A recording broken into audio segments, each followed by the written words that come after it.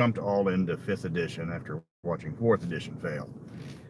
And I saw that they're going to be doing a remaster coming up in, I don't know, 2 years, which I'm going to stay cautiously optimistic about. Yeah, that's a good word for it. So I was looking down my laundry list of notes, and 5th edition does need a lot of work. I mean, when it first came out, it was not bad, but things haven't changed much. The game has become stagnant, probably because they stuck it all in the Forgotten Realms for the longest, or that most of the adventures are the exact same thing for just about every edition. Go stop the evil cultists. And somebody was telling me, it's like, well, we don't do the old stuff. There is no forge your own kingdom, or like kick in the door, kill all the monsters, take all the treasure, unless you're playing certain ones, like what was it, the Dungeon of the Mad Mage? Yeah, that was pretty much kick in the door, kill all the monsters. So I've got a list of 10 things that 5th edition 2.0 Electric Boogaloo really needs to work on. The first one, we got to redo the intelligence stat. It's not good. It is pointless. It is the automatic dump stat. And it's not going to be, there's like, there has to be something needed for intelligence outside of just being a wizard. And do I think that there's going to be an entirely setting? No, they're never going to give up the Forgotten Realms. They love the Forgotten Realms. It's everything they want and anything they don't want. Yeah, anything that they want in the Forgotten Realms will take from another setting. Making your own system is an option, but that costs a lot more money. Believe me, I've thought about it. Okay, the second thing, they got to do something with the weapons so you don't have so much redundancy. The halberd and the glaive are the exact same weapon mechanically. Same price, same cost, same weight. Sword and the battle axe, same thing. Spear and the trident, though the trident is a martial weapon and the spear is a simple weapon, and the trident doesn't get as cool feats like the spear does. Go back to 3rd edition. Steal from the stuff that worked. 3rd edition had the crit modifiers and the crit range. Use that. Let me see. They got to rebalance a lot of the magic and get a lot of the magic out of the damn game. I mean, too many things are just, hey, we're going to take a martial class and give it magical weapons or magical spells. There's every new race seems to be, hey, we're a soak on the spear. I looked it up. I was trying to find any difference between the trident and the spear, and there's really nothing except for the spear now they get a polearm mastery. But yeah, any piercing weapon can be used underwater. But yeah, for the magic, too many of the races are just, hey, this is a new race, and look, they get spell effects. And it gets boring, it gets lazy. That's one of the reasons why I started taking out, that's why I started taking out dark vision and a lot of the races I was putting together, because everybody gets dark vision. Now everybody gets, like spell effects. I wish they would really go back into the alignment system.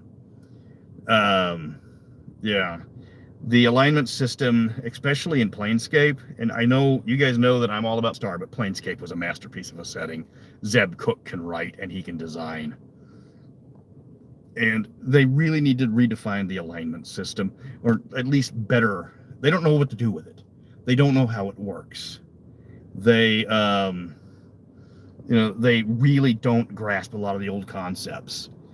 And that's sad, because they used to. Planescape made alignment important. Other settings knew what to do with alignment. But now it's like, well, now we have all of these things, and you have to your flaws and your traits and all this stuff. It's like, yeah, but that takes up half the page. So what's the point? I can, with alignment, I can know how this guy's going to react and how to role play him with 2 little letters. I don't need an entire chart telling me, what's his connection to everything and how he's going to react. Combat needs to be fixed up a lot. That's not, that is not, that's not really controversial, because you have the fighters and you have the battle master, which should have been the default for the fighter, rather than just like, well, you get athletic stuff and then you get all this other stuff, and you get, like extra attacks and you get like toughness. No, do like first edition, second edition, third edition, Beck Me, and give them maneuvers, give them things to do with their fancy weapons. You know, do I want to disarm? Do I want to trip? Do I want to, you know, power attack? That's what we want. That's what they need to go back to. They need to make 5th edition 2 more complicated. I know that's not what Wizards wants, but that's what they need to do. And then they have to completely remaster the combat rating system. Is there anybody here that even trusts combat rating anymore? Like, I've threatened more people with a horde of goblins than a Hydra, because the action economy system is broken as hell. They don't know how to threaten characters. They really want to, they really want, you know, they throw out these big monsters. Like, ogres aren't scary. I don't know what challenge, I think they're challenge rating 3 or 4, but they get 1 attack. You're getting dogpiled by the adventurers, and that's it. And if you can somehow get rid of that 1 attack, you know, that's even worse. Hordes are a lot more terrifying than single monsters. All right, they've got to fix up high-level play. All right, they've got, how many high-level adventures? Dungeon of the Mad Mage gets up to a high level, and I know that they had a high-level adventure with the book When the Candle Keep, and they don't do high-level play. All their high-level stuff is dungeon crawls, and that's it. Where's the conquest? You can't say conquest anymore. I just got told that on a forum. You can't use colonizing. You can't do any of that stuff. That's bad. You can't do that. Unless you want to. It's like somebody told a friend of mine, it's like, well, I can't believe you're not against colonization or, you know, colonialization. He looks at her and goes, Spaniard. Yeah, don't tell the Spanish that colonization and colonialism was bad. Anyways, they got to do something with high level play. They got to give it something more, because right now you get up to like high level archmage, you get 1 9th level spell. That's it. If they can survive your 9th level spell, what's the point? They got to do something so that people can boss monsters. You got to get, go after the boss monsters. You got to get the people that, you know, can fight against the demon lords hand to hand. Give me Conan. Give me, you know, the big nasties. You know, let the players evolve into the big bad bone daddies. Yeah, they're going to have to completely revamp bonus actions. They say they're going to, but bonus actions sounded like a good idea at the time. That and reactions. But the problem is they're not evenly applied. Some classes you get, you know, things that you can do with your bonus actions. Certain classes and builds, you don't get any bonus actions at all. So it's kind of wasted. You know, like if you're a sword and board fighter, you don't have a bonus action. If you're an assassin dual wielding, you got lots of bonus actions. If you somehow build a character with multiple bonus actions, a lot of your actions are going to get wasted because you only get 1. Let me see. Number 9, Halfling art. This is purely an aesthetic thing for me, but back in the day, back in 3rd edition, with all the Halfling art, they look like short half elves. And this was some complaints, but granted, this is all artistic design.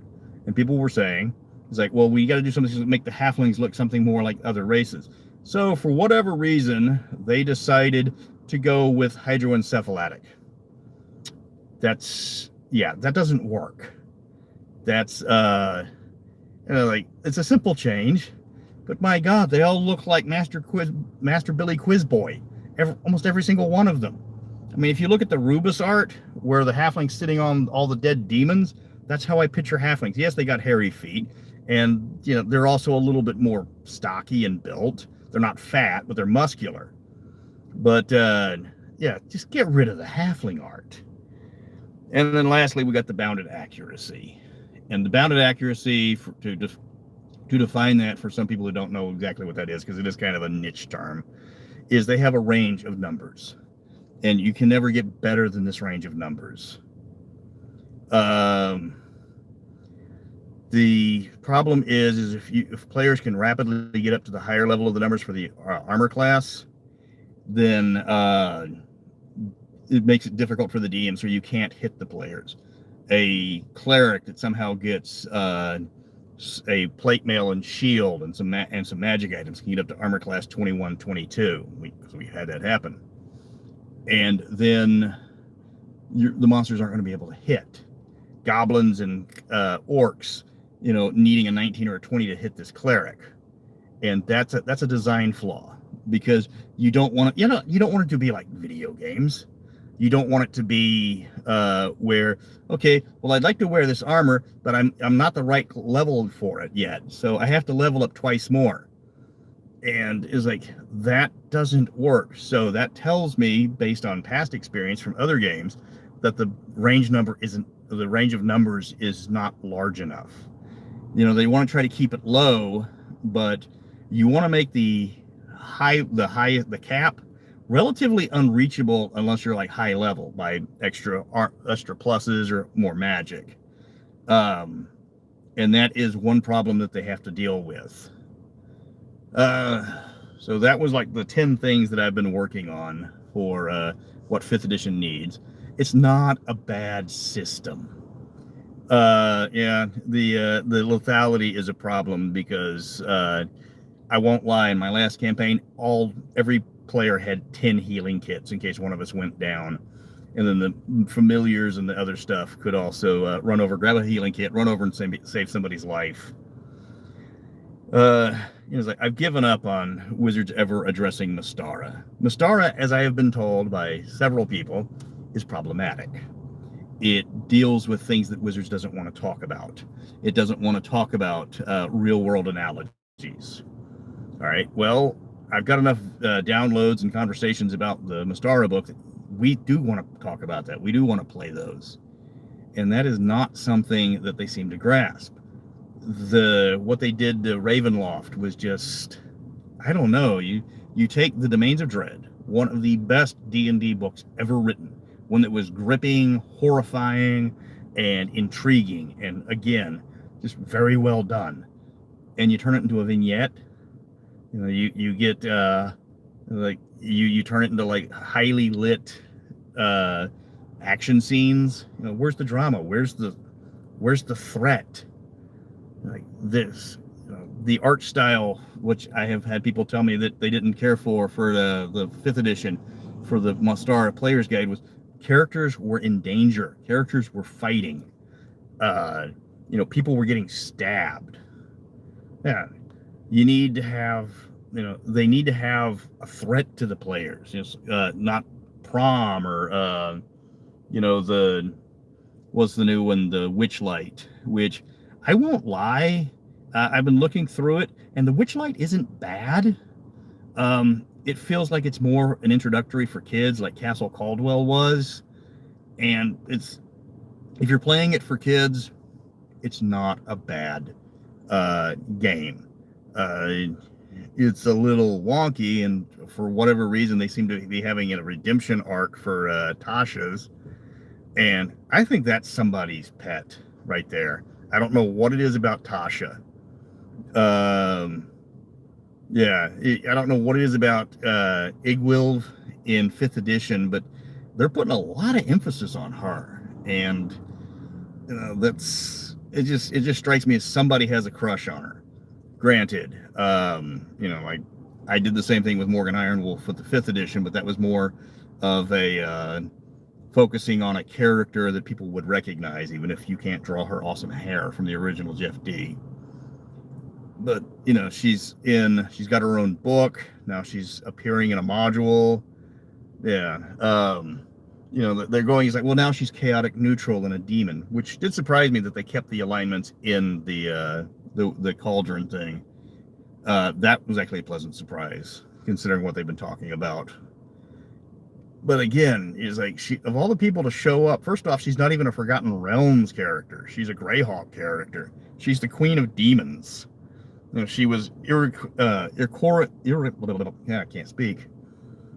incorrigibly evil, and here she is becoming a fae.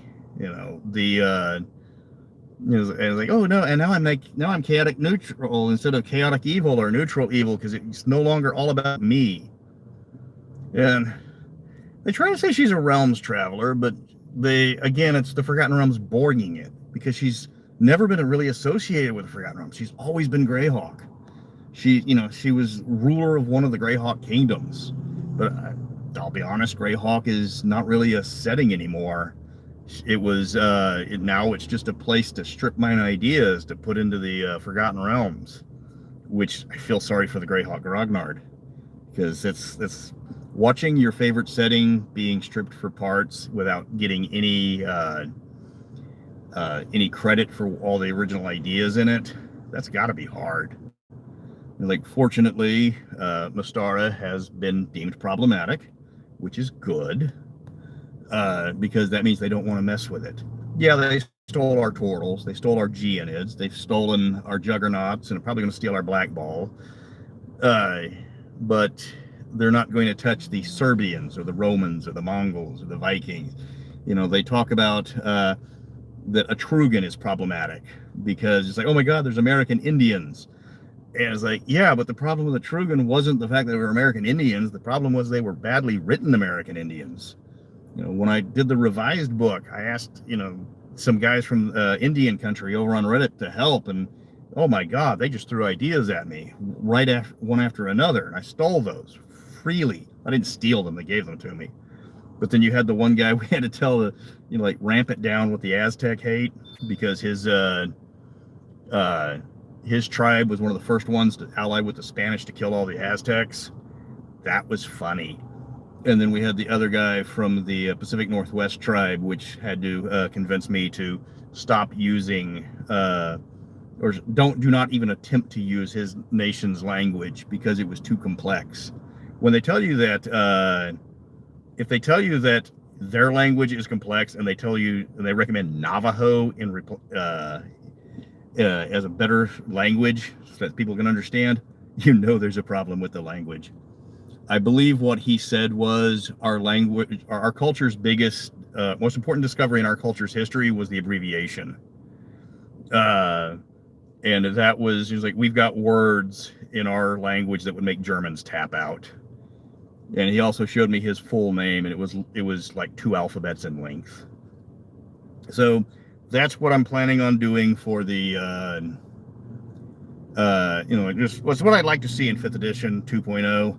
Am I going to see it? Oh God, no. Yeah, no. It's Forgotten Realms is the kitchen sink, and that's what they want. They want a kitchen sink setting. That's one of the reasons why I think they're staying away from, the other settings, is because you can't have all these races in them. You got to have. It's like, if it's in the game, if it's in the book, it's in the game, right? No, it's not. I've talked about that. So, I'll keep putting out Mystara stuff. I will be using the fan-based stuff extensively, and granted, assuming they don't just cut that off. But if anybody from Wizards is listening, I am available for consultation, and also available for quinceaneras, bar mitzvahs, and I can provide expert testimony on a variety of subjects. But anyways, I am getting told that I have to get back to work, so thank you for listening. How do you stop this thing? There we go.